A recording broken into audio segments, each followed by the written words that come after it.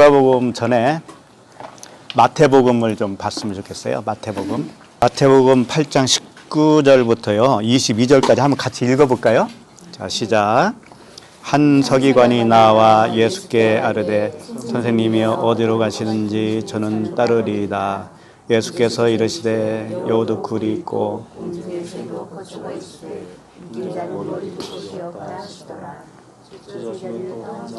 네, 주여 내가 먼저 가서 내 아버지를 장사하게 허락하옵소서. 22절 예수께서 이르시되 죽은 자들이 그들의 죽은 자들을 장사하게 하고 너는 나를 따르라 하시니라. 이 말씀이 갑자기 생각이 났는데 이게 뭐 말씀은 어디를 봐도 다 같은 말씀이에요. 사실은 이 말씀을 이렇게 딱 보면은 19절, 20절, 21절, 22절 이렇죠? 근데 내용은 다 달라요. 말씀 내용은 다른데 같은 말씀을 하고 있어요. 같은 말씀. 표현은 다른데 다 하나의 말씀을 하고 있다라고 하는 거예요. 어째서 그런가만 이제 따져보면 알겠죠? 네. 자, 19절 다시 한번 보시면 한 서기관이 나와 예수께 아뢰되 선생님이여 어디로 가시든지 저는 따르리이다 그랬어요. 그러니까 한 서기관이 뭐라고 하냐면 주님이 어디를 가든지 따르겠다라는 거예요. 그럼 이제 주님이 어떤 말을 하겠어요? 그 따르는 문제에 대해서 말씀을 하실 거 아니에요. 그렇죠? 주님을 내가 어딜 가든지 따르겠다. 그러니까 주님이 뭐라고 하냐면은 예수께서 이르시되 여우도 굴이 있고 공중에 새도 거처가 있으되 인자는 머리 둘 것이 없다 하시더라. 이게 무슨 말일까요? 여우도 굴이 있고 새도 둥지가 있는데 나는 머리 둘 것이 없다. 이게 대답이 되는 거예요? 그럼 대답이 됐다면 어떻게 대답을 하신 거예요? 서기관한테 지금 뭐라 한 거예요, 이게? 이런 얘기잖아요. 여우도 굴이 있고 공중에 새도 거처가 있는데 나는 머리 둘 것이 없어. 근데 네가 나를 따를 수 있느냐? 이제 이런 말씀으로도 보일 수 있지요. 그렇죠? 머리 둘 것이 없다는 얘기가 뭐예요, 그러면? 주님은 이제 집이 없다 그런 얘기죠. 집이 없는데 내가 이렇게 초라하게 사는데 뭐 너 먹여줄 밥도 없는데 네가 나를 따를 수 있겠느냐? 그런 말씀으로 보이잖아요, 일단. 그렇죠? 그리고 나서 21절 제자 중에 또 한 사람이 이르되 또 한 사람이 말을 거는 거죠. 또 한 사람이 이르되 주여 내가 먼저 가서 내 아버지를 장사하게 허락하옵소서. 아버지가 돌아가셨는데 내가 가서 장사를 하고 올 테니 허락해 달라는 거예요.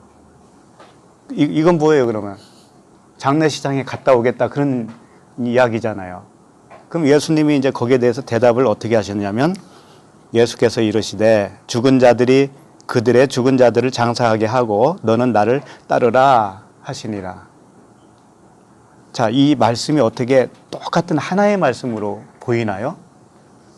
절대 그렇게 안 보이죠. 그렇죠? 누가 좀 설명 좀 해봐요. 그러면 22절이라고 하는 그 말씀 있죠. 22절. 그 부분은 잘 아시죠? 무슨 말씀인지. 22절. 죽은 자들이 그들의 죽은 자들을 장사하게 하고 너는 나를 따르라. 지금 이게 따르는 문제에 대해서 지금 이야기를 하고 있는 거예요. 처음에 19절에서 서기관이 주님을 내가 따르겠습니다. 라는 말로 시작해서 너는 나를 따르라. 이렇게 결말을 짓고 있는 거란 말이에요. 그러면 이런 얘기예요. 쉽게 말해서 네가 나를 따르겠냐? 그러면 네가 나를 따르려면 어떻게 되어야 나를 따를 수 있는 거야? 라는 부분을 설명해 준 거예요. 따르는 문제예요, 이게. 문제. 그런데 전혀 엉뚱하게 예수님이 대답하신 것처럼 보인다, 이거예요, 이게. 그래서 이제 다시 한번 봐야 돼. 다시 한번. 19절에서 한 서기관이 나왔어요. 서기관은요, 여기 복음서에 나오는 서기관들은 엉터리처럼 보여도 서기관들이 대단한 양반들이에요. 서기관은 성경을 꿰고 있는 사람들이에요. 그러니까 선생님이 어디로 가시든지 저는 따르리이다 했을 때 이 서기관의 말은 진리를 말하고 있는 거예요. 이 말씀은요 다 진리예요. 니고데모가 질문한 그 엉터리 같은 말 있잖아요. 모태로 들어갔다 나와야 됩니까? 라고 하는 그 엉터리 같은 말도 다 진리였잖아요. 진리. 알고 보니까. 그러니까 서기관도 지금 뭔가 알고 이야기하는 거고요. 하나님이 서기관을 통해서 그 입을 열게 만드셨다 이거예요. 그래 놓고 따르는 문제를 제기해 놓은 거죠. 그리고 나서 20절에 뭐라고 하냐면은 여우도 굴이 있고 공중의 새도 거처가 있는데 인자는 머리 둘 것이 없다. 이게 무슨 말이냐면 여우도 굴이 있다. 새도 둥지가 있다라고 하는 것은 뭐냐면 자기 자신을 이야기하는 거예요. 예수님 자신. 그게 무슨 말이냐면 예수님이 여우도 되고 예수님이 새도 된다 이거예요. 그런데 아직은 아니다 이거지. 언제 그렇게 되느냐? 언제 그렇게 되느냐? 십자가에서 죽으시면. 그러니까 아직은 아닌데 머리 둘 것이 없다라고 하는 말씀이 아직은 아니다 그런 뜻이에요. 다시 설명할게요. 여우는 뭐냐면 이 굴이라고 그랬죠. 굴. 굴은 뭐냐면 피난처잖아요. 굴이 피난처. 그러면 여우가 굴에 들어가면 여우굴이 돼요. 그런데 롯이 굴에 들어가면 롯의 굴이 돼요. 이제 우리가 창세기 계속 보고 있는데 롯이 나중에 보면 그 굴에 들어가서 살아요. 굴에 들어가서. 이 굴이라고 하는 뜻이 뭐냐면 벗긴다라는 뜻이 있어요. 벗긴다. 굴에 들어가면 벗겨져요. 무엇가 벗겨지냐면 옷이 벗겨지는 거예요. 육신의 생각이라고 하는 그 육신의 생각이라고 하는 옷이 벗겨져 버려요. 그럼 굴에 들어가면 죽는 거예요. 그게. 그럼 여우가 뭐냐면은 여우는 율법을 얘기하는 거예요. 그리고 예수 그리스도에서 육체에 해당되는 예수를 여우인 거예요. 예수가 여우예요. 말하자면 예수가. 그러면 그리스도는 뭐예요? 공중의 새라고요. 새. 새는 하늘적 존재를 표현하고 있잖아요. 그러니까 그분은 여우요 새로 오신 분이에요. 여우요 새예요. 그런데 여우가 굴에 들어가면 어떻게 되냐면 죽는 거잖아요. 그럼 새가 되는 거예요. 그러니까 여우가 굴에 들어가나 새가 둥지에 있는 거나 같은 거예요. 그러니까 예수가 그리스도다라고 하는 것과 같은 말씀이에요. 예수는 그리스도다. 어? 왜? 예수가 죽으면 그리스도가 되잖아요. 그러니까 우리도 마찬가지입니다. 옛사람과 속사람이 있잖아요. 겉사람과 속사람. 근데 겉사람이 죽으면 어떻게 되는 거예요? 뭐가 되는 거예요? 속사람이 되는 거예요. 예. 그 말씀이란 말이에요, 이게. 그러니까, 여우도 굴이 있고 공중의 새도 거처가 있다라고 하는데 인자는 머리 둘 곳이 없다. 그러면 그 머리 둘 곳이 어디겠어요? 우리들이잖아요, 우리들. 네? 우리들. 그러니까 여우가 굴에서 죽고 공중에 둥지가 되면 그게 거처가 되는 거예요. 거처가. 그런데 아직은 안 죽으셨잖아요. 예수님이. 그러니까 아직은 머리 둘 곳이 없다. 근데 새의 거처가 어디냐면은 우리들 마음이란 말이에요. 새의 거처가. 그런데 21절에 또 느닷없이 제자 중에 그러니까 서기관이 주님을 따르겠나이다라고 했을 때 주님이 어떻게 대답했냐면은 이와 같이 여우가 죽고 공중의 새가 돼야 되는 것처럼 예수가 죽고 그리스도가 되는 것처럼 너도 나를 따르려면 너의 옛사람이 죽고 새 사람이 되어야 그 새 사람이 나를 따를 수 있는 거야. 그런 말씀을 하신 거예요. 맞지 않겠어요? 예. 그러면 저 21절 보자고요. 21절. 제자 중에 또 한 사람이 이르되 주여 내가 먼저 가서 내 아버지를 장사하게 허락하옵소서 그랬단 말이에요.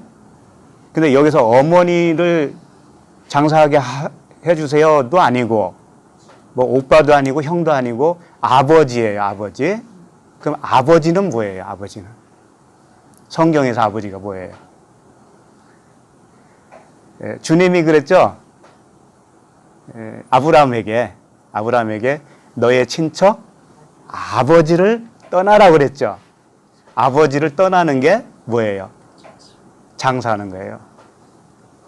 그러면 이 제자 중에 한 사람이 말하는 장사, 아버지를 장사하게 하고 장사하게 허락하옵소서는 무슨 얘기냐면은 예수님 자신이 육체가 죽으면 예수님 자신을 뭐라겠어요?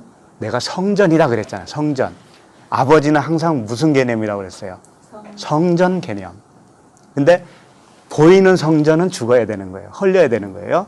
그리고 육체로 오신 예수님도 헐어야 되는 거예요. 네가 나를 헐어라. 이 성전을 헐어라. 그럼 내가 3일 만에 다시 세울게. 그리고 다음에 무슨 말씀하셨냐면 예수님을 가리켜 말씀하신 것이다 라는 말씀이 있었잖아요. 그러니까 예수님이 성전이죠. 그럼 예수님이 아버지예요. 성전이니까 아버지죠. 그러면 그 아버지를 장사하고 주님을 따를 수가 있겠죠. 그 문제예요, 이게 그 문제. 그래서 제자 중에 한 사람이 이르되 주여 내가 먼저 가서 그러죠. 먼저 가서 할 일을 하고 그래야 주님을 따를 수 있다 이거예요. 그러면 그게 무슨 말이냐? 예수님이라고 하는 그 성전이 죽을 때 자기가 가서 장사를 지낸다는 건 뭐냐면 자기도 같이 가서 죽는 거예요. 똑같은 얘기 한 겁니다. 주님과 예수님과 그 사람이 먼저 가서 죽어야 돼.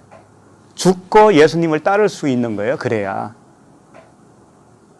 같은 얘기잖아요. 지금까지 한 얘기가. 그러면 22절 보세요. 22절.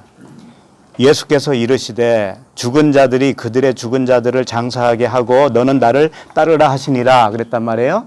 그럼 죽은 자들이 죽은 자들을 장사한다는 것은 어떻게 생각했어요? 그동안에.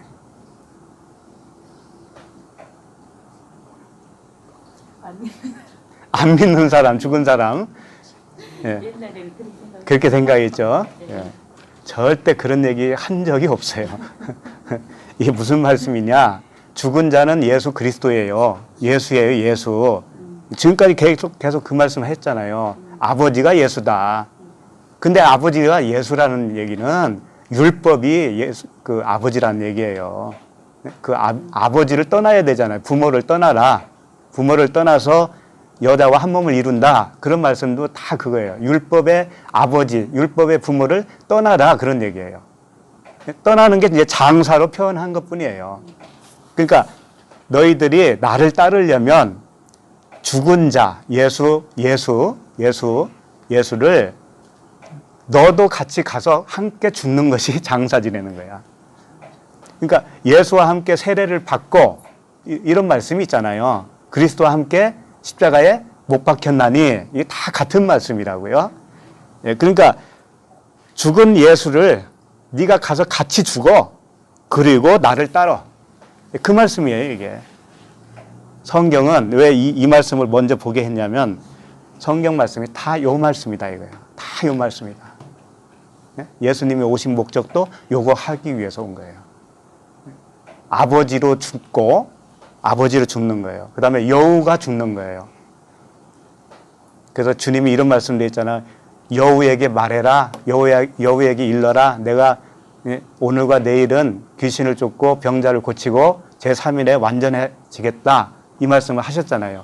그 여우가 누구냐면 바로 자기예요. 자기 육체예요. 육체.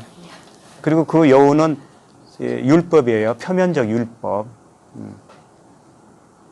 그 표면적인 율법 말씀이 죽어야 된다는 거예요. 그게 아버지였단 말이죠. 보이는 성전, 육체로 오신 예수.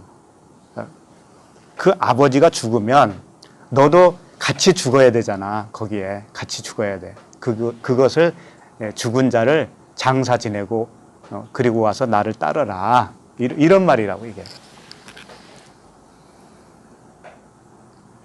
그 따르는 문제는 뭐냐?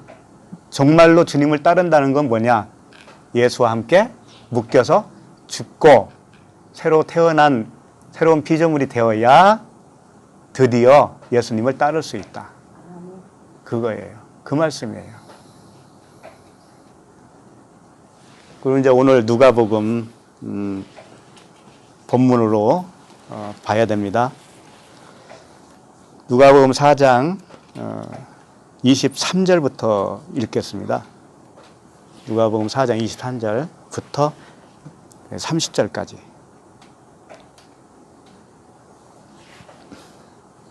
방금 말씀 이해하셨나요? 죽은 자는 예수요. 나도 죽은 자예요. 그러니까 죽은 자는 죽은 자가 장사 지내는 게 맞지. 함께 죽는 거야, 함께. 그래야 주님을 따르는 거예요. 그러니까 우리가 여우였거든요, 원래.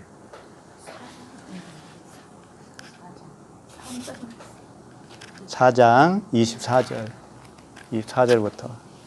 자, 함께 읽겠습니다. 시작. 또 이르시되 내가 진실로 너에게 이르노니 선지자가 고향에서는 환영을 받는 자가 없느니라.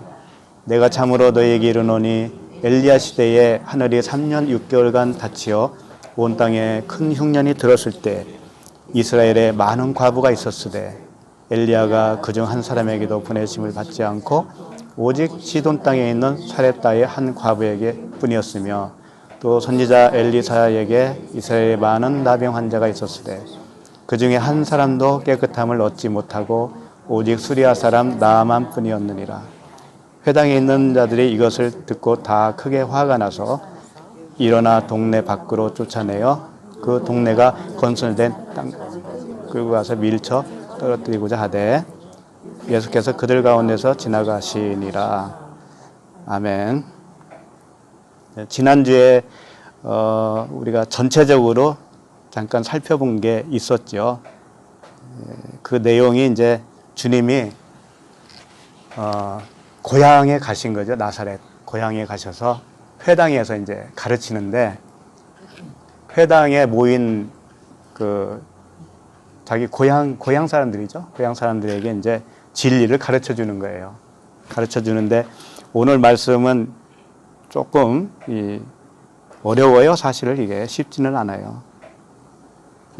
우리가 읽은 부분 앞에 조금 보면은 20절부터 다시 좀 보면은 20절 보면 책을 덮어 그 맡은 자에게 주시고 앉으시니 회당에 있는 자들이 다 주목하여 보더라.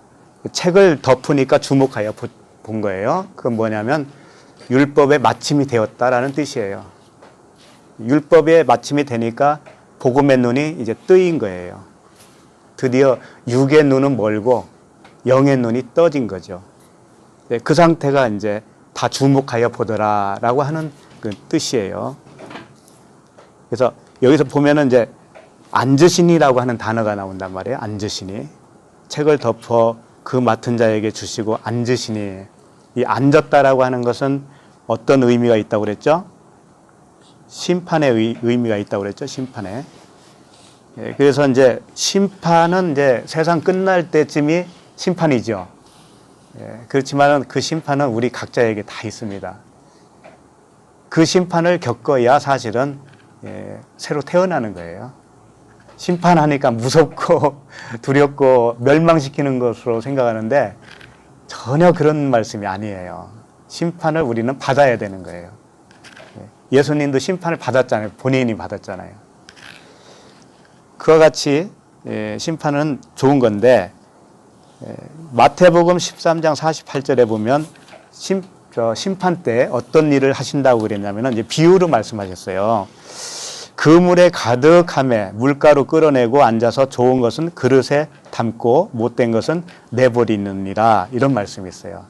그물로 가득 고기를 잡았는데 좋은 것은 그릇에 담고 못된 것은 내버린다는 거죠. 근데 이때 보면 앉아서라고 하는 말씀이 딱 나와요. 앉아서. 이게 심판이라는 거죠. 심판. 그런데 심판은 나와 옆 사람하고의 어떤 심판을 말하는 게 아니에요.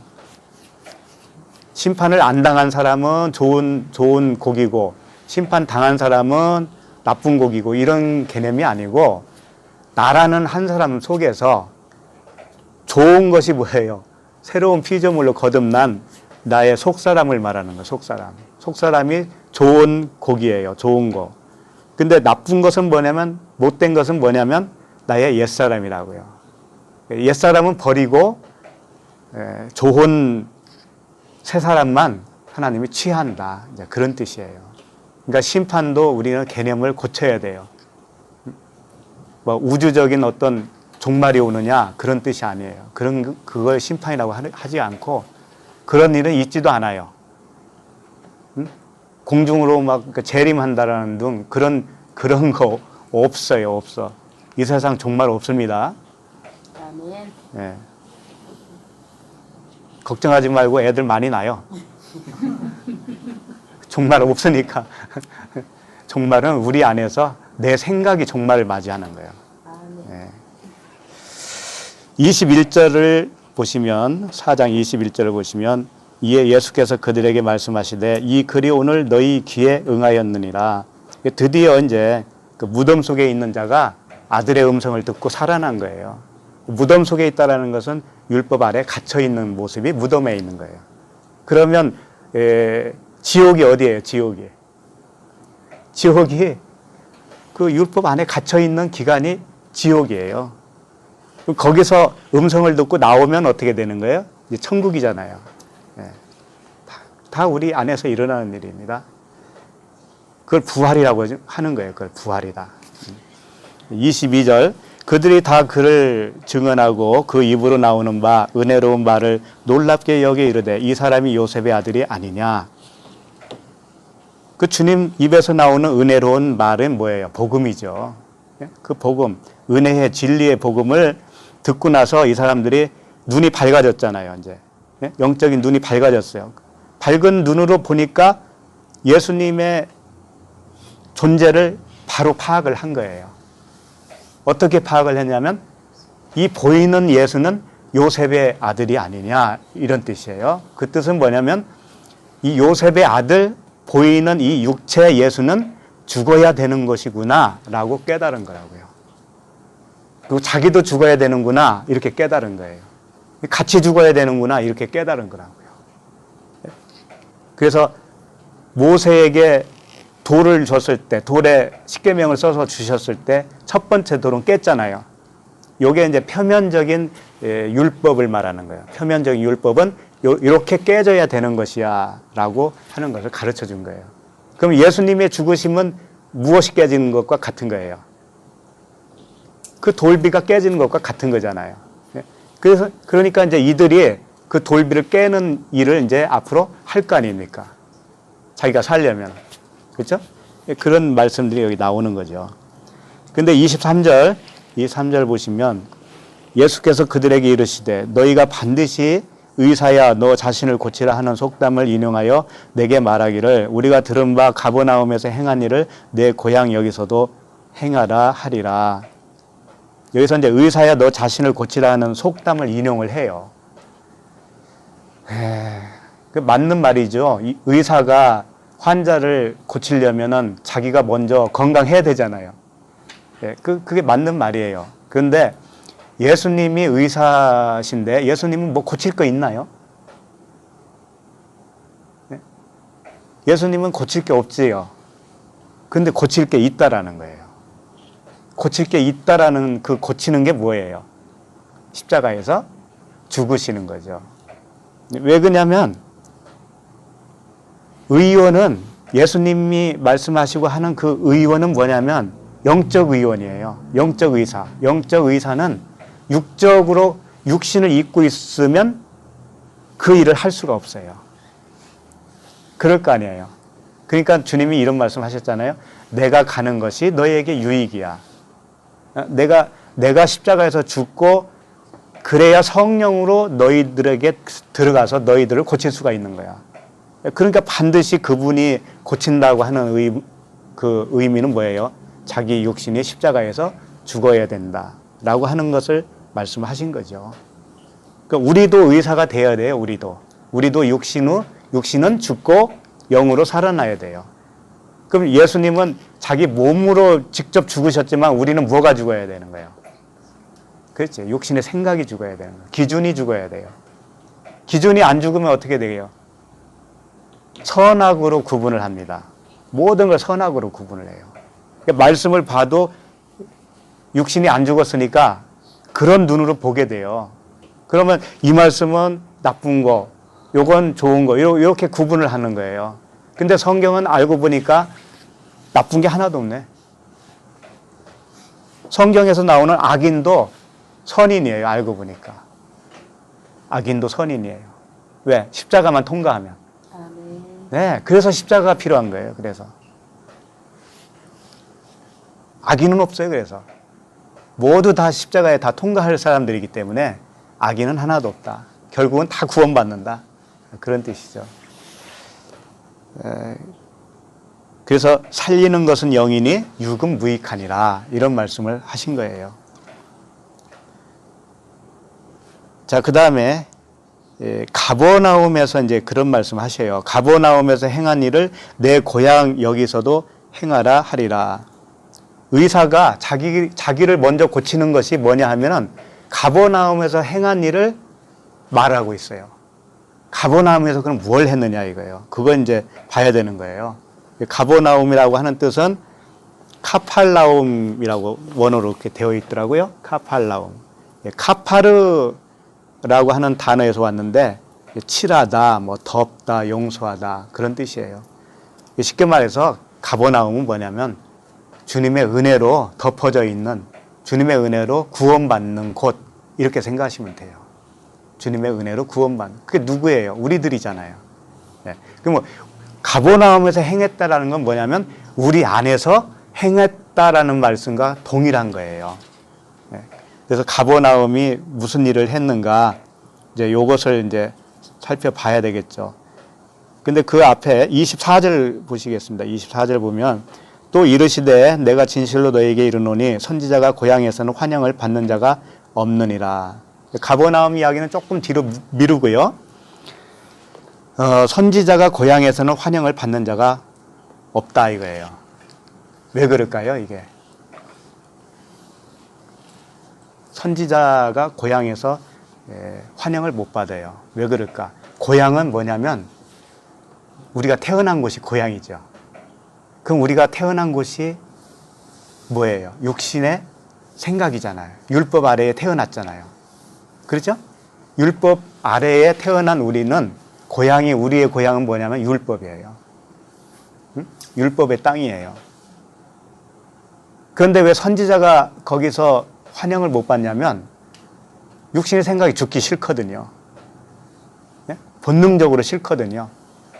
그래서 겉으로는 예수 그리스도가 오잖아요. 그러면 그 예수 그리스도를 영접하잖아요. 사람들이 영접한 게 뭔지 알아요?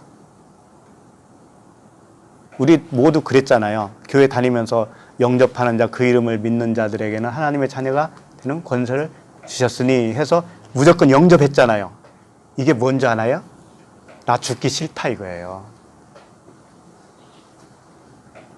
예수 그리스도가 무슨 의미인지 모르고 그냥 영접한 거예요. 그러면 모르면 어떻게 된 거냐면 영접한 것이 배척한 거예요. 모르고 영접했기 때문에 사실은 그 영접한 것이 배척한 것과 같은 거예요. 그 말씀을 하고 있는 거예요. 무슨 의미인지 아시겠어요? 네. 그러니까 기독교인들이 주님을 영접했는데 사실은 그게 배척하고 있는 거예요. 왜? 영접했으면 어떻게 해야 되냐면 반드시 주님과 함께 묶여서 죽어야 되는 거거든요. 근데 죽지는 않고 영접을 했잖아요. 그러면 잘못 영접한 거지. 그래서 내용적으로는 그걸 주님을 배척한 거예요. 거꾸로. 그래서 고향에서는 환영을 못 받는다 이런 말이에요.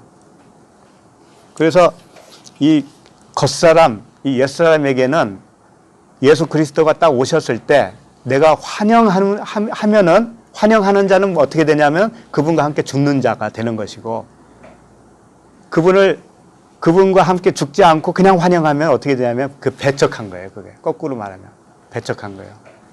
그래서 그것을 어떻게 설명을 하느냐 이제 마치 이와 같은 거예요. 아니 이번에 그 제주도에 이제 우리 토부 식구 한 분이 권사님이 계신데 또 다른 자매님이 또 연락이 왔어요. 근데 그분도 이제 외롭게 계신 분이란 말이에요. 그래서 서로 연결을 해드렸어요. 그랬더니 알고 보니까 같은 동네예요. 얼마 떨어지지 않은 동네. 그래서 이제 만나가지고 상봉을 해서 막 두세 시간을 이렇게 이야기를 나눴는데 아주 막 시간이 너무 없어서 그냥 안타까울 정도로 그렇게 좋았대요. 나이 차이는 좀 있어요. 그래서 서로가 언니 동생처럼 이렇게 됐는데 그분들이 번갈아 가면서 귤을 보내줬어요. 귤. 지금 우리가 이게 먹고 있는 귤이 제주도에서 직접 올라온 겁니다. 네, 네. 이번 거는 새 거예요. 처음에 이제 권사님이 보내주신 거고 이게 새 거예요. 그 다음에 이제 자매님이 그저께 온 거예요. 두 상자를 보내줬더라고. 두 상자. 뻥뻥하게 넣어가지고. 자, 그러면 귤이 오면 어떻게 해요? 우리가 환영을 해요, 안 해요? 환영을 하죠.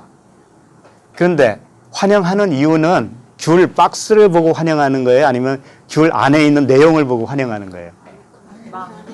내용을 보고 환영하는 거잖아요. 그런데 그 내용이 뭔지 모르는 사람이 환영할 수 있어요, 없어요? 못하죠. 그래서 배척하는 거예요. 겉만 보고 배척하는 거예요. 겉만 보고. 박스는 버릴 거잖아요. 박스는. 그러니까 버릴 박스만 보고 배척을 해요. 그게 고향에서 환영을 못 받는다는 거예요. 선지자들이 고향에서 환영을 받는다면은 선지자 안에 있는 내용을 봤을 텐데 선지자 안에 있는 내용을 못 보니까 배척을 해버리는 거예요.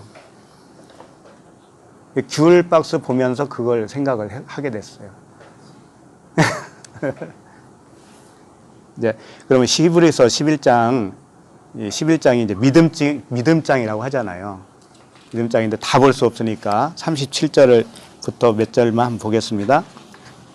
37절 보면 돌로 치는 것과 톱으로 켜는 것과 시험과 칼로 죽임을 당하고 양과 염소의 가죽을 입고 유리하여 궁핍과 환난과 학대를 받았으니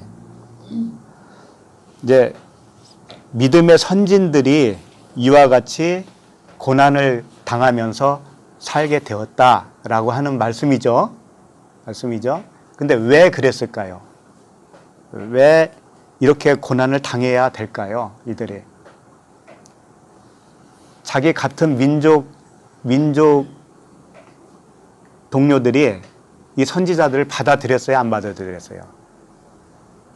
선지자들은 하는 일이 뭐냐면 말씀을 외친 거예요. 말씀을 외쳤어요. 근데 그걸 안 받아들이고 거의 배척을 했어요. 그러니까 고향에서는 환영을 못 받은 거죠. 환영을 못 받으니까 이 자들이 어떻게 살게 되냐면 여기저기 유리하면서 살았다 이거예요. 근데 그렇게 사는 것이 믿음이라는 거잖아요. 그렇게 사는 모양이 믿음 있는 사람의 삶이다. 그럼 우리가 언뜻 생각할 때는 아, 저렇게 핍박을 받아도 죽으면 천국 가니까 그거 하나 바라보고 참고 견디었다라고 생각을 하잖아요. 그걸 믿음이라고 생각하잖아요. 죽으면 천국 가니까. 근데 그건 믿음이 아니라는 거죠. 이 내용을 잘 보면. 그럼 무슨 내용이냐? 이런 얘기예요. 돌로 치는 건 뭐냐면 돌, 그리스도라고 하는 돌로 맞아서 깨져야 되잖아요. 뭐가 깨지는 거죠? 욕심의 생각과 표면적인 말씀이 같이 깨지는 거예요. 요렇게 깨지는 것을 바라고 사는 것이 뭐다? 믿음이다. 결국은 그리스도와 함께 죽는 거 아닙니까, 이게? 다 그 얘기만 했다니까요. 진짜 믿음은 뭐냐? 예수와 함께 장사 지내는 거다. 함께 죽는 거다. 그 의미는 뭐예요? 네 생각으로 살지 말아라. 네가 주인이 되어서 살려고 하지 말아라. 그리스도가 주인이 되어야 된다. 이런 뜻이란 말이에요. 그리고 톱으로 켜는 건 뭐냐면 톱은 뭐예요? 무슨 연장이에요? 나무를 자르는 연장이잖아요. 톱이. 그러니까 톱으로 내가 톱으로 쓸렸다. 톱으로 누가 켰다. 그 얘기는 뭐냐면 나무가 잘렸다. 그런 뜻이잖아요. 나무는 뭐예요? 나무도 예수 그리스도신데 나무가 베면은 뿌리는 남잖아요. 뿌리와 구루터기는 남잖아요. 이게 그리스도라고요. 겉에 나무가 베는 것은 뭐예요? 겉사람, 옛사람, 율법, 예수, 육체 예수. 그걸 톱으로 켠다는 거예요. 이것도 역시 내가 죽는 거 아닙니까? 예수와 함께 죽는 거죠. 그 다음에 칼로 죽임을 당하고, 말씀의 칼로 죽임을 당하고, 또 염소의 가죽을 입고 유리하며 궁핍과 양과 염소의 가죽을 입고 유리하여 궁핍과 환난과 확대를 받으니 이런 사람은 세상이 감당하지 못하느니라. 그들이 광야와 산과 동굴과 토굴에 유리하였느니라. 세상이 감당하지 못한다는 뜻은 뭐냐면요, 죽었기 때문에 세상이 감당하지 못해요. 내가 막 세상을 이길 수 있는 믿음이 있어야지, 그런 말이 아니라니까요. 그렇게 가면 거꾸로 가는 거예요. 육을 더 키우는 거예요. 육이 죽어야 되는데 육을 키우는 거예요. 그래서 뭐 기도 24시니 뭐니 이런 것들이 생기는 거예요. 세상이 감당하지 못한다는 건 뭐냐면 세상에 대하여는 죽고 하나님께 대하여는 산 자가 되는 거예요. 그게 세상이 감당하지 못하는 거예요. 그 사람은 세상이 없잖아요. 죽었으니까. 그리고 광야와 산과 동굴과 토굴에 유리하였다라는 건 뭐냐면, 광야는 뭐예요? 옷 바는 곳이잖아요. 세탁하는 거. 말씀을 세탁하는 거예요. 잘못된 말씀을. 오해된 말씀을 세탁하는 거예요. 그리고 광야에서는 시험의 광야잖아요. 거기서 다 털리는 거예요. 내가 가지고 있는 육신의 정욕과 이런 것들이 다 털리는 거예요. 깨끗하게 털리고 빨고 태우는 거예요. 불로 태우는 거. 결국은 죽는다는 얘기잖아요. 양과 염소의 가죽이 뭐냐면 짐승의 가죽이잖아요. 짐승. 이것도 우리가 짐승이잖아요. 우리가. 육신의 생각이 짐승이에요. 그 짐승의 눈으로 보는 말씀도 표면적인 말씀이 되기 때문에 그 말씀도 짐승이 되는 거예요. 이 사람에게는. 그래서 그것들을 다 태우는 건데, 아까 동굴 얘기했잖아요. 동굴이 뭐라고, 들어가면 어떻게 된다고 그랬어요? 죽는다고 했잖아요. 가죽 옷을 입었는데, 짐승인데 동굴로 들어가는 순간 죽어요. 죽어. 그 토굴은 뭐냐면은, 원어로 토굴이 뭐라고 되어 있죠? 찾는 동안에 토굴은 원어는 나 생각을 못 하겠는데 땅굴이에요. 땅에 구멍이 뚫려 있다, 그런 뜻이에요. 땅. 두더지 같이 이렇게 땅 구멍. 그게 이제 우물이라는 개념이거든요. 우물. 토굴이? 아파르? 아파르가 토자라, 흑토자. 예. 아파르가 흑토자고 메길라가 굴. 예.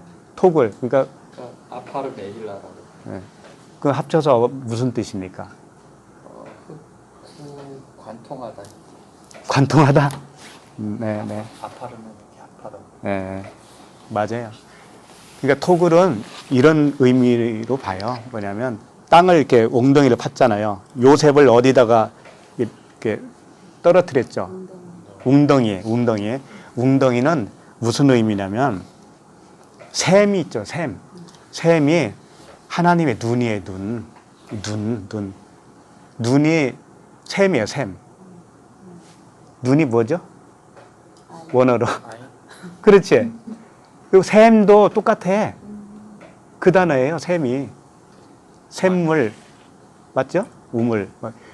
그러니까 하나님의 눈이에요, 눈. 그러니까 토굴에 들어갔다라는 의미는 하나님 눈 속에 쏙 들어가 버렸어요. 그럼 내 눈은 어떻게 되는 거예요? 멀어버리죠, 죽죠. 네. 그러니까 결국은 이 말씀 전체가 무슨 말씀이냐면은 하나님 안에 들어가서 그리스도 안에 들어가면서 죽는 거예요. 육신이 다 죽는 거예요. 그런데 선진들이 이렇게 죽은 이유는 뭐예요? 고향에서 배척을 받았기 때문에 덕분에 이렇게 됐잖아요. 덕분에. 네? 그게 좋은 거예요, 나쁜 거예요? 네, 배척을 당해야 좋은 거예요. 그럼 배척한 사람 입장에서는 어떻게 봐야 되느냐면 배척했다는 것은 예수를 죽인 거예요. 우리가 사실은 예수를 배척했어요. 처음에 몰랐기 때문에. 그러면 예수를 죽인 거가 되는 거예요. 근데 처음에 몰랐는데 나중에 보니까 내가 죽인 것이다 라고 되죠? 그러면 내가 죄인이구나 되죠? 죄인은 뭐예요? 구원받을 수 있잖아요. 그렇죠? 그러면 죽인 자도 구원받죠, 나중에. 배척받아서 이렇게 죽은 사람도 구원받죠? 결국은 똑같네. 예수가 죽어서 그리스도가 된 거나 우리가 예수를 죽여서 그리스도로 거듭난 거나 다 똑같네. 그분이 성육신 하셔서 죽으신 거나. 그렇지요. 성육신해서 죽으신 것이나 우리 때문에 죽었으니까 우리가 죽인 것이죠. 우리가 죽였으니까 우리는 죄인이 됐습니다. 죄의 싹은 뭐예요? 사망이죠. 죽었네요. 그리스도와 함께 죽은 거죠.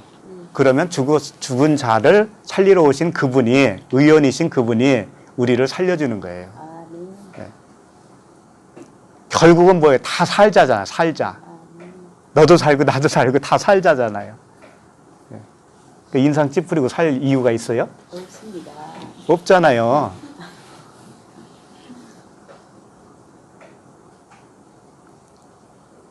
그래서 이 아둘람 굴이라고 하는 굴 이야기 아실 거예요. 굴.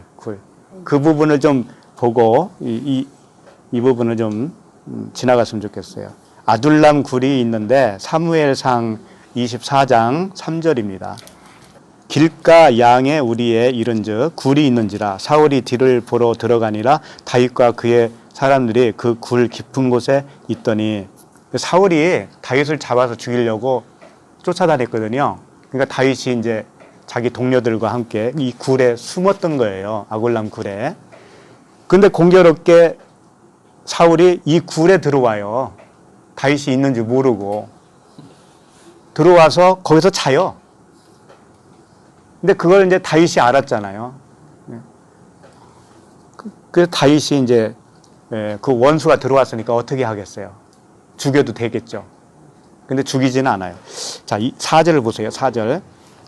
다윗의 사람들이 이르되 보소서 여호와께서 당신에게 이르시기를 내가 원수를 내 손에 넘기리니 내 생각에 좋은 대로 그에게 행하라 하시더니 이것이 그 날이니이다 하니 다윗이 일어나서 사울의 겉옷자락을 가만히 베니라 이런 말씀이 있어요. 이게 무슨 얘기냐면은 사울이 다윗을 죽이려고 쫓아다녔는데 원수는 외나무 다리에서 만난다는 식으로 그 굴에 들어왔어요, 사울이. 그러니까 다윗이 이 사울을 원수니까 원수를 죽일 찬스가 됐잖아요. 그러니까 죽이라 이거예요, 죽이라. 그 옆에 사람이 좋은 찬스니까 죽여라. 근데 죽였어요. 사울을 죽였다고요, 다윗이. 죽인 것이 겉옷자락을 베인 것이 죽인 거예요. 왜 그럴까요? 이 동굴에 들어간 다윗은 이미 죽은 자죠. 죽고 살아난 자예요. 진리가 된 거죠. 그 상태에서 사울이, 비진리인 사울이 동굴에 들어오면 반드시 죽어야 되니까 죽는다는 건 좋잖아요. 그것을 다윗이 해주는 거예요. 그 죽음을. 겉옷을 뱉다라는 것은 그 사람의 육신의 생각을 뱉다라는 거예요. 할례를 시켰다라는 거죠. 마음의 할례. 그러면 사울도 이제 여기서 죽고 살아난 거죠. 다윗과 사울이 이제는 동등한 이치가 된 거잖아요, 여기서. 그렇죠? 그러고 나서 이제 다음날 잠 깨고 사울이 이제 밖에 나갔습니다. 그러고 나서 다윗이 내가 사실은 당신의 겉옷을 뱄어 라고 이제 외쳐요. 그러면 사울이 보기에는 자기가 잡아서 죽이려고 하는 녀석이 저기 있었잖아요. 그러면 얼른 가서 또 죽여야 되잖아. 근데 안 죽여요. 뭐라고 하냐면은 그래 잘했어. 네가 왕이 될 줄 내가 알아. 이렇게 말을 한다니까. 네가 왕이 될 줄 내가 알아. 이렇게 얘기했어요. 사울이. 그 얘기는 뭐예요? 나는 왕이 아니고 네가 왕이야 이런 뜻이란 말이에요. 나는 겉사람이고 너는 속사람이야 이런 뜻이에요. 나는 예수면 너는 그리스도야 이런 뜻이라고요. 다 그런 뜻이에요. 근데 사울이 옷을 뱄으니까 마음에 할례를 했으니까 사울도 역시 뭐예요? 복음으로 거듭났지. 그런 뜻이에요. 그러니까 굴은 예수 그리스도예요. 굴은. 그 굴. 그 양의 우리라고 그랬죠? 양의 우리. 나는 양의 우리다. 그랬잖아요. 예수님이. 그럼 양의 우리는 뭐냐면 양이 우리로 들어가면 다 죽는 거예요. 죽는데 그게 살아나는 거예요. 예수님이 양의 문이라고도 했단 말이에요. 양의 문. 양의 문은 뭐냐면 번제물을 드리기 위해서 양이 들어가는 문이에요. 성전 문이에요. 그럼 양이 그 양문을 통해서 성전으로 들어가면 어떻게 돼요? 죽잖아요. 그 문이 예수라는 거예요. 그러니까 예수 그리스도가 굴인데 그 굴로 들어가면 어떻게 되는 거예요? 다 죽는 거예요. 죽고 새 사람으로 태어나는 것이다. 이걸 상징적으로 굴이라고 하는 의미로 하나님이 사용하신 거예요. 그래서 막벨라 굴, 아브라함이 막벨라 굴을 샀잖아요. 그게 뭐예요? 예수 그리스도예요. 굴. 나중에 죽고 거기다 장사 지내잖아요. 장사 지낸 거 거기가 천국이에요. 천국. 예수 그리스도가 천국 아닙니까?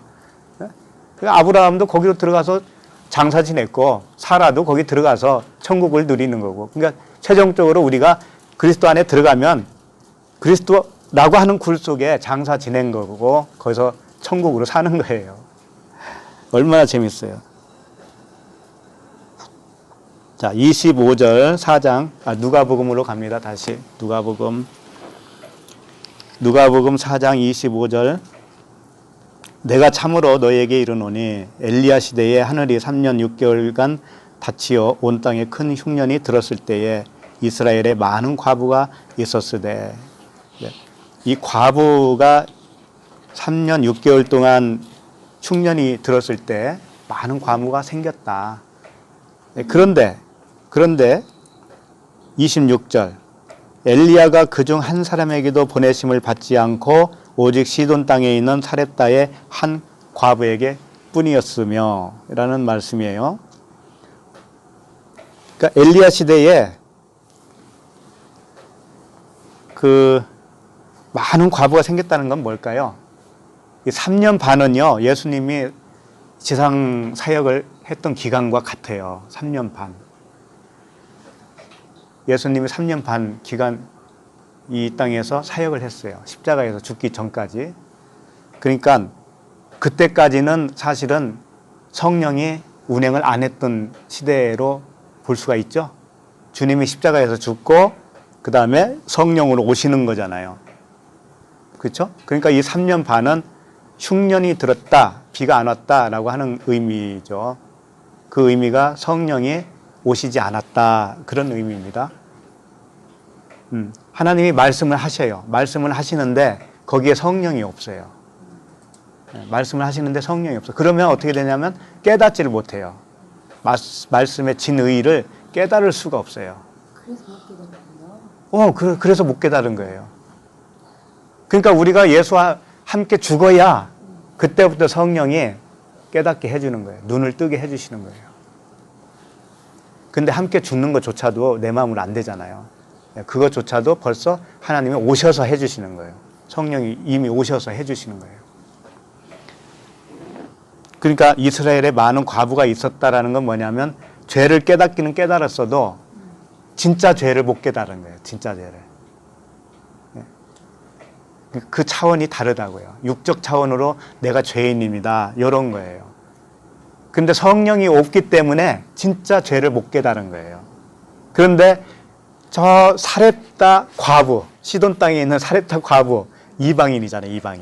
이방인 그 한 여인이 성령과 함께 있었던 거예요. 그래서 그 자신이 진짜 나는 죄인입니다 라고 고백하는 자가 되었던 거예요. 엘리야가 그 사람에게만 갔다 이거예요. 그 여인에게만. 그럼 거기를 봐야 되잖아요. 거기를. 그래서 열왕기상 17장 8절 말씀. 여호와의 말씀이 엘리야에게 임하여 이르시되. 엘리야가 자기 마음대로 하는 게 아니에요. 여호와의 말씀이 임했기 때문에 하는 거죠. 임했기 때문에. 오늘날도 똑같습니다. 주님의 말씀이 임하지 않은 상태에서 말해도 안 되고 전해도 안 되는 거겠죠. 9절 너는 일어나 시돈에 속한 사르밧으로 가서 거기 머물라. 내가 그곳 과부에게 명령하여 내게 음식을 주게 하였느니라. 자, 사르밧 과부한테 가는데 시돈에 있다겠죠. 시돈은 고기 잡는다는 뜻이 있죠. 시돈이.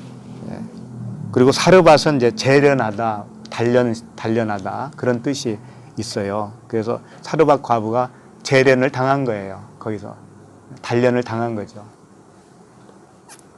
과부에게 그 다음에 10절 그가 일어나 사르밧으로 가서 성문에 이를 때에 한 과부가 그곳에서 나뭇가지를 줍는지라. 나뭇가지를 줍는다는 의미도 그리스도와 하나가 되었다 그런 뜻이에요. 그리스도가 있다라는 거예요. 거기에 그분에게 줍는지라. 이에 불러 이르되 청하건대 그릇에 물을 조금 가져다가 내가 마시게 하라. 이 그릇에 물을 조금 달라는 것은 그릇에 담긴 진리를 달라 이거예요. 진리의 말씀이 있냐 이거지. 복음이 있냐 너에게. 그러면 나에게 한번 주어봐. 그런 뜻이에요. 아브라함에게 하나님이 찾아왔을 때 발 씻을 물을 갖다 줬잖아요. 그런 것과 같은 거예요. 진리를 알고 있다라는 거예요. 사르밧 과부가.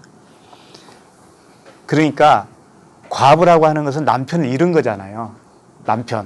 남편이 누구였냐면 하나님이었거든요. 근데 하나님을 잃었어요. 가짜 하나님을 잃었다 이거예요. 네? 네. 그 아에르 엘로힘이죠. 네. 다른 하나님을 남편으로 섬기고 있다가 그게 가짜였구나를 알아본 거죠.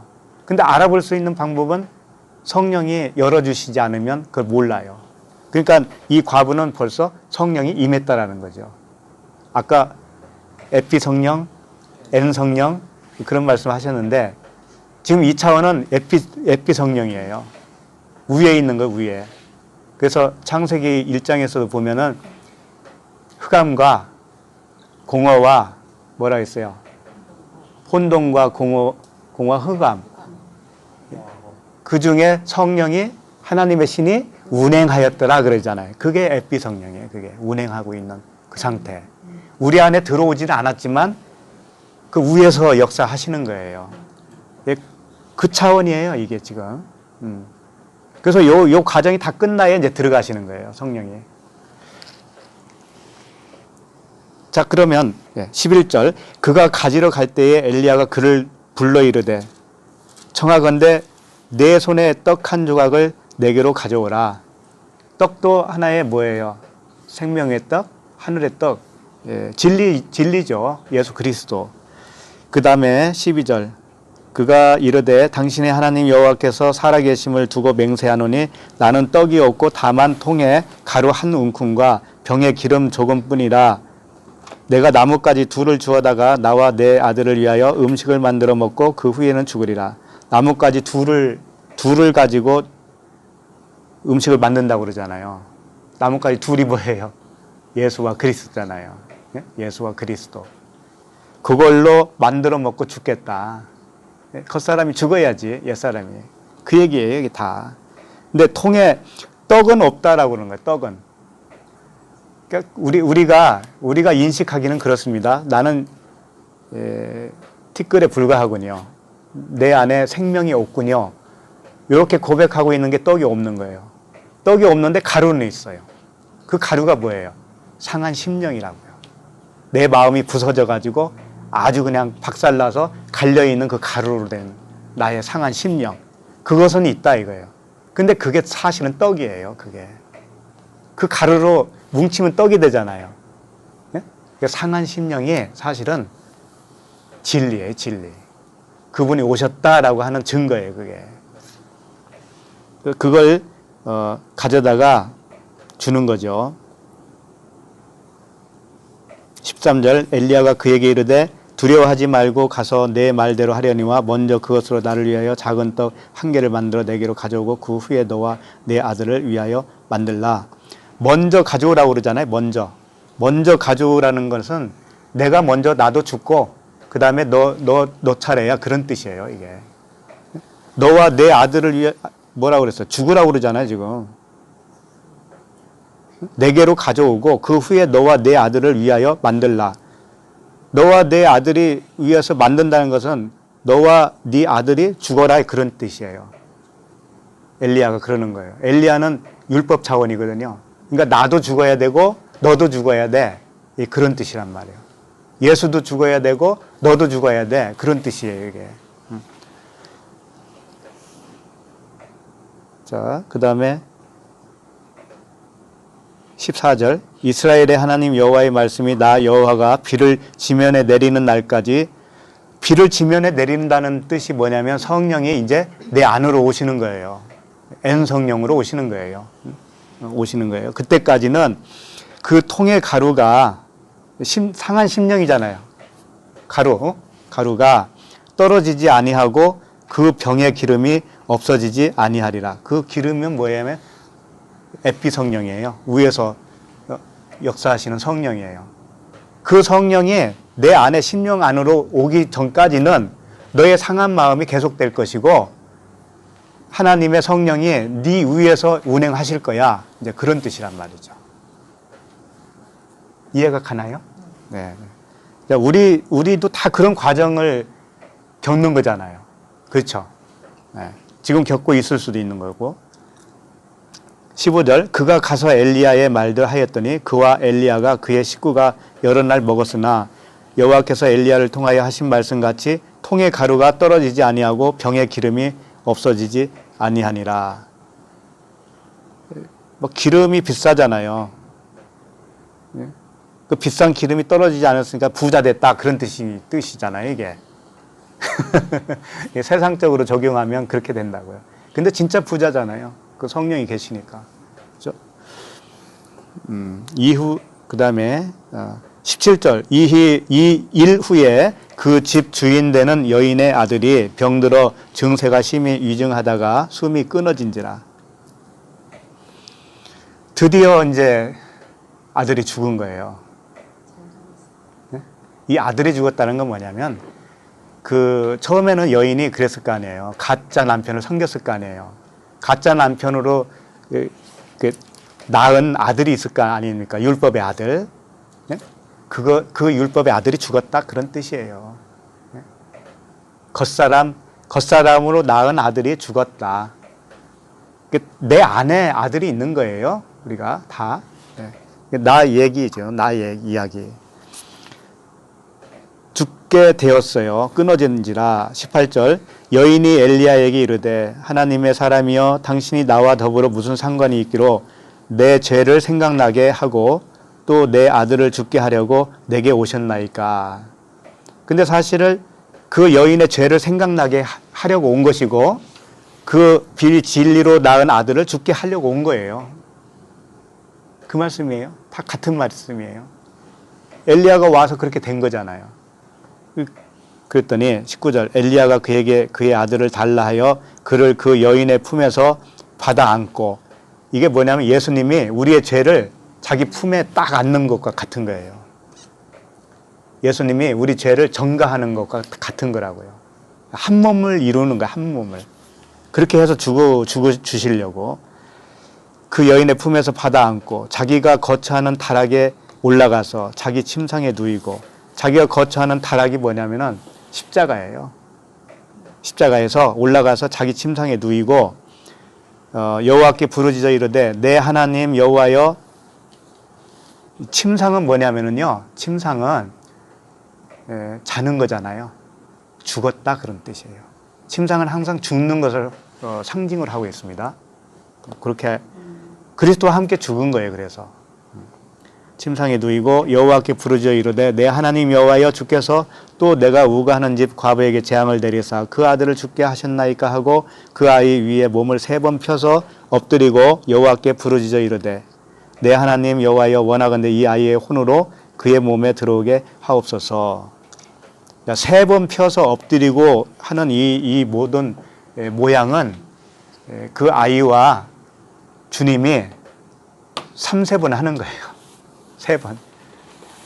육신의 정욕과 안목의 정욕과 이생의 자랑 이 3가지를 다 쳐서 죽인 거예요. 그것을 여기서 표현하고 있다고요. 3번. 그렇게 죽이니까 이제 새롭게 살아나는 거예요. 새롭게 살아나는 거예요. 혼, 네펫이라고 되어 있는데 혼이 이제 그 몸에 돌아온 거죠. 22절 여호와께서 엘리야의 소리를 들으심으로 그 아이의 혼이 몸으로 들어오고 살아난지라 엘리야가 그 아이를 안고 타락해서 방으로 내려가서 그의 어머니에게 주며 이르되 보라 내 아들이 살아났느니라.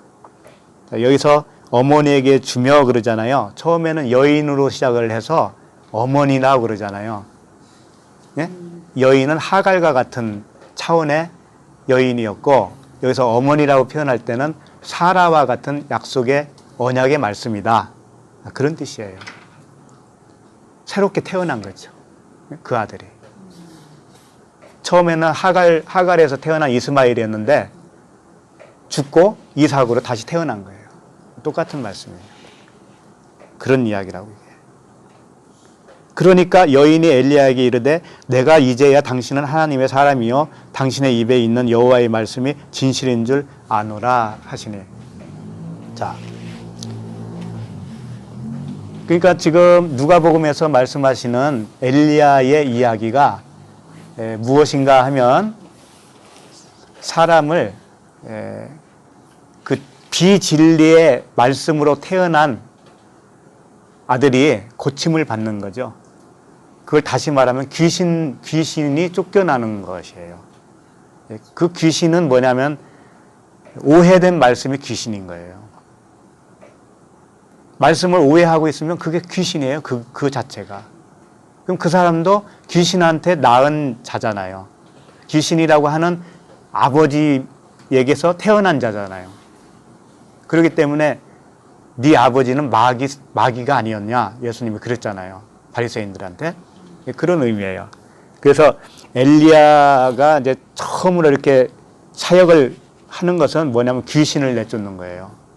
그 다음에 엘리사는 뭐냐면 그 다음 이야기 나오지만은 엘리사는 사람을 고치는 거예요. 병자를 고치는 사역을 하는 거예요. 자, 그러면은 누가복음으로 다시 돌아가면 27절 보시면 27절 아까는 엘리야 이야기 했습니다. 그 다음에 27절로 오니까 또 선지자 엘리사 때에 이스라엘에 많은 나병 환자가 있었으되 그 중에 한 사람도 깨끗함을 얻지 못하고 오직 수리아 사람 나아만 뿐이었으며. 그러니까 이스라엘에 많은 나병 환자가 있었다는 건 뭐냐면 내가 병자입니다 라고 하는 사람들이 많이 있지만 그건 진짜 병자가 아니었다라는 거고 수리아 사람 나만만 진짜 병자였다 이거예요. 그러니까 이방인이 되어야 진짜 과부고 진짜 병자가 되는 거예요. 이방인이라는 건 뭐냐면 율법에서 나와야 이방인인 거예요. 이방인. 네? 그러면 잃어버린 양도 이방인이라고 할 수 있을까요? 잃어버린 양도 마찬가지죠. 네. 재밌는 게 네. 엘리야라는 게 이제 히브리어로는 나의 하나님이거든. 엘리사는 구원의 하나님. 맞아요. 구원의 하나님. 그러니까 엘리사 시대에 그 사렙다 과부는 결국은 나아만 장군하고 같은 인물이에요. 그걸 수리아 사람이라는 건 무슨 뜻이냐면 쭈르라는 단어는 돌이에요. 돌. 그러니까 아브라함 너희들이 아브라함 자손이라 하지 말아라. 이 돌들도 아브라함 자손이 되겠어 할 수 있다라는 말이 나아만 장군. 그게 수리아가 있어. 그게 수리아 사람. 그러니까 엘리야 시대라고 왜 이렇게 나왔냐? 나아만은 장군은 장군이 될 수 없어요. 왜 문둥병자가 어떻게 장군이 돼? 말이 안 되잖아.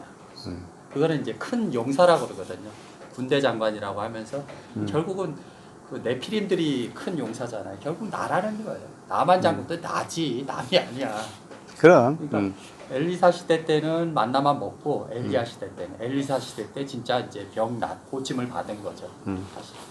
그러니까 수리하라고 하는 뜻은 수리되는 거예요. 거기 가면. 그 돌이 수리가 되는 거예요. 네, 수리되는 것이에요. 누구 손에 들린 게 따라 다르네요. 그렇죠. 효과를 그렇게 보질 않잖아요. 왕하. 열왕기 하를 봅시다. 열왕기 하 5장.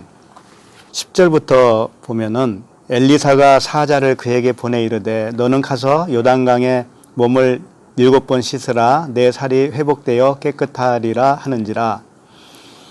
그러니까 엘리사에게 이제 나만 장군이 왔는데 엘리사가 나오지는 않고 사원을 통해서 통고를 하는 거예요.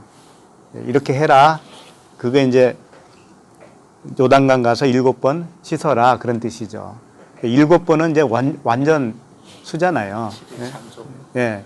그 안식의 숫자잖아요. 그러니까 요단강에서 씻는다는 것은 요단강을 건너가면 안식이에요. 예. 자, 11절. 나아만이 노하여 물러가며 이르되 내 생각에는 그가 내게로 와서 서서 그의 하나님 여호와의 이름을 부르고 그의 손을 그 부위 위에 흔들어 나병을 고칠까 하였도다. 자, 나아만이 노한 이유는 뭐냐면 나아만이 와서 내 몸을 고쳐달라고 요청을 하면은 엘리사가 막 튀어나올 줄 알았던 거예요. 엘리사가 막 튀어나와서 오셨습니까 하면서 안수하고 손도 잡아주고 이렇게 해서 뉘어놓고 막 안수도 하고 기도도 하고 이렇게 해서 고쳐줄 줄 알았는데 콧배기도 안 비치고 사환에게 이렇게 일렀다 이거예요. 그래서 화가 났다는 거죠. 근데 나아만이 지금 이야기하는 것을 가만히 보면 이게 엘리야가 했던 거예요. 엘리야 차원은 어떻게 했어요? 몸 위에 같이 올라갔잖아요. 그 아들을 살릴 때 보면은 3번이나 일어났다 앉았다 했잖아요. 네, 그렇게 해줄 줄 알았던 거예요. 근데 엘리사는 그걸 안 한단 말이에요. 이상하다 이거지. 그건 뭐냐면은 엘리야는 귀신을 쫓는 거라고 했잖아요. 그러니까 하나님의 말씀을 고쳐주는 거예요. 그게 물세례예요. 물세례. 그 말씀을 쫓아냈는데 불세례는 뭐냐? 엘리사는 뭐냐? 병든 몸을 고쳐주는 거예요. 고쳐주는 거. 그러니까 우리가 태어나도 온전치 못하기 때문에 온전케 해주는 차원이 엘리사의 차원이다. 그리고 예수님이 십자가 이전의 모든 일들이 엘리야의 사역이에요. 엘리야. 그리고 나서 성령으로 오시면 우리를 병자를 고쳐주는 거예요. 이렇게 고쳐주는 거예요. 살려주는 거예요. 그래서 더 장성한 분량에 이르게 되는 거예요. 확실하게. 그러면 이제 우리가 안식에 들어갈 수가 있는 거죠. 근데 이제 나아만이 노아였던 거죠. 그래서 이제 쭉 가보면, 자, 14절 보십시다. 14절 보시면, 나아만이 이에 내려가서 하나님의 사람의 말대로 요단강에 7번 몸을 잠그니 그의 살이 어린아이의 살같이 회복되어 깨끗하게 되었더라. 말대로 했어요. 엘리사가 시킨 말대로. 그러니까 말씀만 하옵소서 그 말씀하고 똑같은 거예요. 그러니까 이때는 병자가 고쳐지는 것은 말씀으로 고쳐지는 거예요. 말씀으로. 그러니까 이것은 회개시키는 차원이 아닌 거예요. 고치는 것은 너 회개하라 그런 것이 아닙니다. 회개하라는 벌써 우리는 물세례 지난 겁니다. 물세례가 지난 자에게는 이제 회복시켜주는 거잖아요. 병자를 고치는 것은 회개하라는 말씀이 아니고 이때는 우리를 그 말씀으로 치료해주는 말씀이 되는 거예요.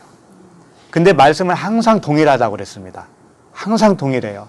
말씀은 동일한데 어떤 사람에게는 회개의 단계로 들리는 사람이 있는 거예요. 그럴 거 아니에요. 처음에 복음을 들으면 막 회개가 일어날 거 아니에요. 고쳐지는 회개. 그러다가 그 단계가 지나면 이제 그 말씀이 그를 성장시켜요. 더 풍성하게 만들어요. 그 생명을 더 풍성하게 만들어요. 그렇게 되는 것이죠. 그런데 나만의 그 잘못된 그 살이 고쳐지니까 어린 나이에 살같이 휘어졌다고 돼 있잖아요. 주님이 그랬잖아요. 천국은 이 어린아이와 같아야 된다. 그런 말씀을 했단 말이에요. 어린아이와 같이 돼야 되는 거야. 어린아이와 같이 된다는 것은 뭘까요? 자기 생각이 없다라는 거예요. 자기 생각이 없어요. 육신의 생각으로 살지 않는다 이거예요. 주인이 따로 있다 이거죠. 엄마가 주인이잖아요. 어린아이 때는. 자기 마음대로 못 하잖아요.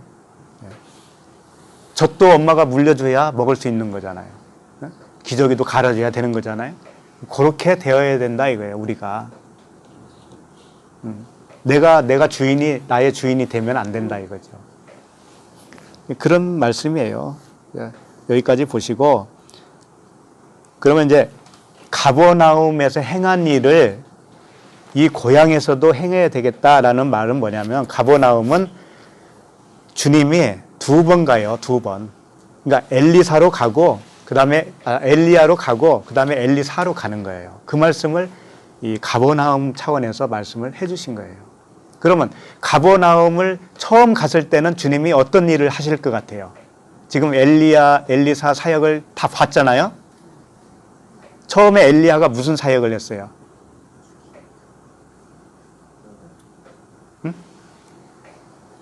비질리의 언어로 나온 아들을 살렸잖아요. 그렇죠? 그건 뭐냐면 귀신을 내쫓은 거예요. 귀신을. 말씀이 귀신이라고 했잖아요. 오해된 말씀. 그러니까 주님이 가버나움에 처음 들어갈 때는 반드시 무슨 사역이 있겠어요? 그렇지. 귀신 쫓는 이야기가 나오죠.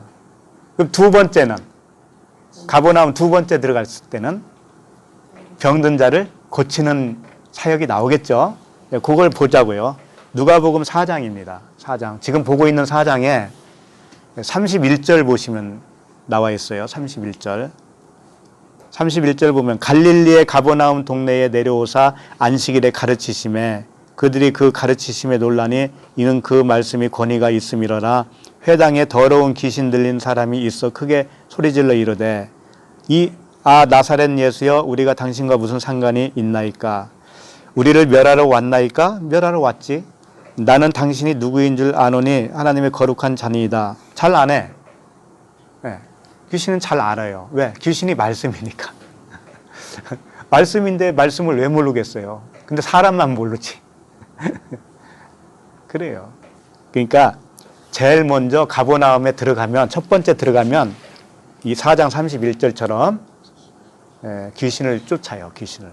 그 사역을 해요. 그 다음에 2번째가 언제냐면 누가복음 7장으로 가시면 있어요. 누가복음 7장 가면 가버나움에 또 들어가요. 주님이. 7장 보니까 예수께서 모든 말씀을 7장 1절입니다. 예수께서 모든 말씀을 백성에게 들려주시기를 마치신 후에 가버나움으로 들어가시니라. 여기도 가버나움 갔다고 돼 있죠? 그러니까 2번째 간 거예요. 2번째.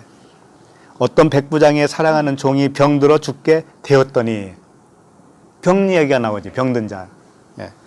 백부장의 아들이 난 거예요. 자, 7절로 가보세요. 7절 보면 그러므로 내가 죽게 나아가기도 감당하지 못할 줄을 알았나이다. 말씀만 하사 내 하인을 낫게 하소서. 말씀만 하라는 거예요. 말씀만. 예수님이 우리 집에 오면은 내가 감당 못해요. 왜 그러냐면 육체를 입고 있으면 육체를 입고 있으면 병을 고칠 수가 없습니다. 그런 뜻이에요. 주님이 십자가에서 죽으시고 성령으로 말씀으로 오셔야 내 아들이 고침을 받습니다. 이런 뜻이나 다름없는 얘기죠. 그러니까 말씀만 하옵소서 그런 거예요. 그러니까 이 하인의 백부장의 아들이죠. 백부장의 아들이 백부장이 사랑하는 종이죠. 종이 고침을 받은 것은 무엇로 고침을 받은 거예요? 말씀으로 고침을 받았잖아요. 그러니까 항상 우리가 회개를 했다면 그 다음부터는 말씀으로 나를 병을 고쳐줘요. 병을 고쳐줘요. 그래서 새롭게 해주는 거예요. 더 성장시켜주는 거예요. 그러니까 항상 주님이 무슨 말씀을 하고 있냐면 두 번이 있다. 두 번. 첫 번째는 귀신 내쫓는 거고 말씀을 바꿔주는 거예요. 말씀을. 그 다음에 두 번째는 뭐냐? 새로운 말씀으로 너를 성장시켜주는 거예요. 병을 고쳐서 건강하게 만들어주는 거예요. 그걸 첫 번째는 물세례요, 두 번째는 불세례다. 이렇게 표현하는 거예요. 아시겠죠? 근데 이걸 모르면 어떻게 되냐? 이걸 모르면 그냥 무슨 말씀이든 다 말씀이라고 생각을 해요. 그냥 예수만 믿으면 그냥 장땡이에요, 장땡. 예수만 믿으면. 그게 아니에요. 그게 아니에요. 그 성경은 이런 법칙이 있습니다. 법칙이 항상. 그래서 이 주님이 항상 무슨 말을 하냐면은 이런 말씀하셔요. 겉과 속, 율법과 진리, 율법과 은혜, 표면과 이면, 항상 그 말씀을 하시는 거예요. 이 모든 말씀이 그 말씀이에요. 그러면 어떻게 되냐면 그게 예수 그리스도라고 하는 옷을 짜요. 옷감을 짜요. 옷을 짠다고. 그 옷을 짤 때 어떻게 해야 돼요? 이렇게 실이 이렇게 꼬이잖아요. 항상. 실은 같은 실인데 하나는 안으로 들어갔다가 밖으로 나왔다가 들어갔다가 밖으로 나오죠. 이게 율법과 은혜, 율법과 복음 계속 그거예요. 반복으로 우리가 이 말씀을 보면 나도 모르게 내 안에서 그리스도의 옷이 지어져요. 짜져요.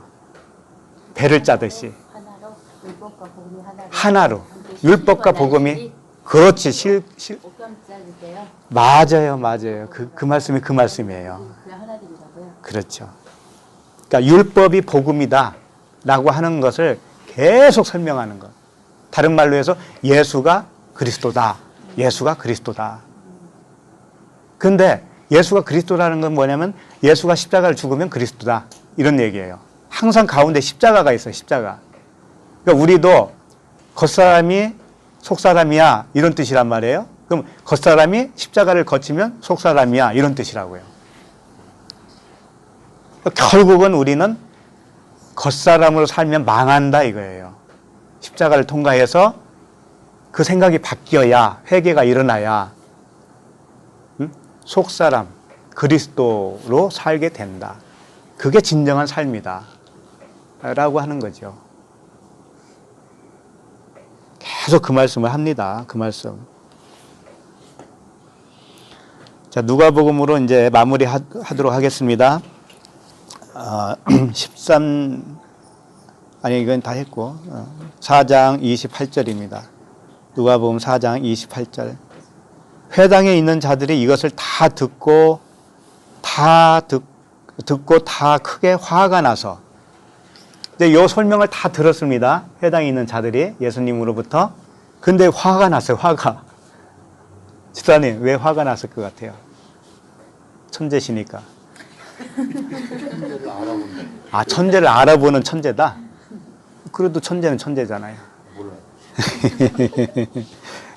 우리가 복음을 깨닫게 되면 화가 나는데 그 화는 누구에게 대한 화냐? 내가 몰랐을 때 나에 대한 화잖아요. 그렇죠? 모르고 살았으니까 원통한 거 아닙니까?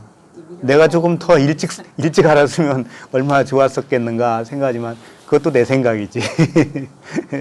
주님의 때가 있는 것이니까. 화가 나는 거예요. 자기한테.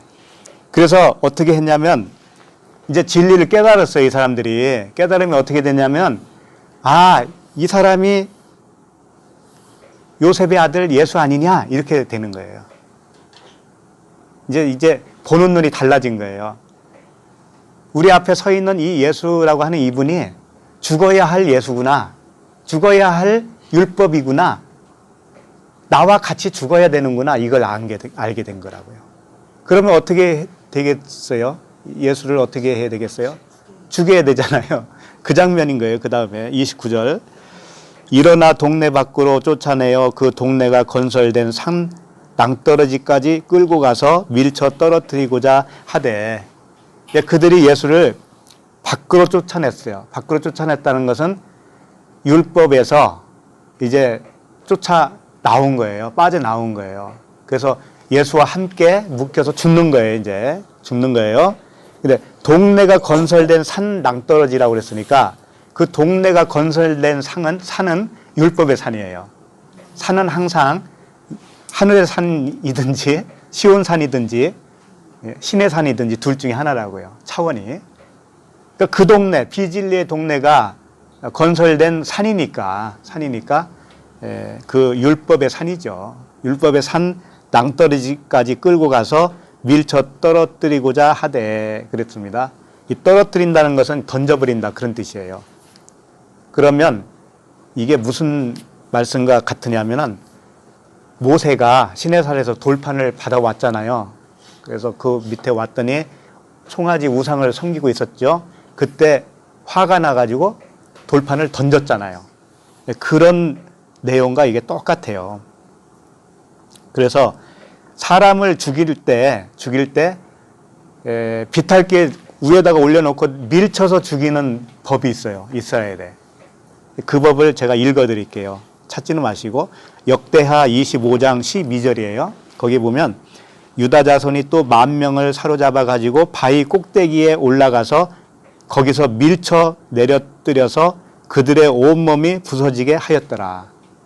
10,000명을 잡아왔는데 유다 자손이 10,000명을 잡아왔는데 바위 꼭대기에다가 올려놨다는 거예요. 그 사람들을 10,000명이나. 이게 말이 돼요? 바위가 그럼 얼마나 커야 되는 거예요?